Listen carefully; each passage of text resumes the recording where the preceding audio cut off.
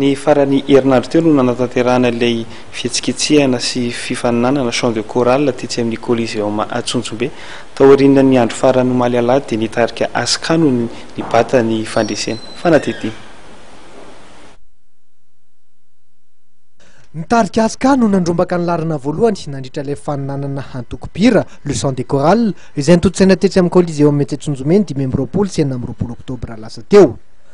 Hetsika izay nokarakarain'ny 360 miaraka amin'ny Canal Plus. Nisongadina tamin'ireo tarika misa 17 hafa nandray anjara tamin'ity hetsika ity ny antoko-pira Aska tamin'ny alalan'ny fampisehoana izay matianina tokoa. Nitolorana valopy mitetina 12 tapitrisa ariary ity antoko-pira miendrika indrindra nandritra ny le chant de chorale ity.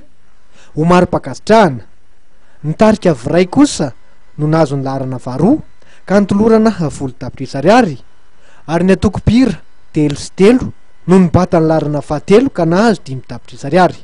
Tsy nitsangamenatra kosa nefa ireo tarika hafa nandray anjara tamin'ity fifaninanana le chant de chorale ity izay nisolo tena ny faritra maro eto amin'ny nosy fa dia nitondra ny tsara indrindra avy amin'ny avokoa.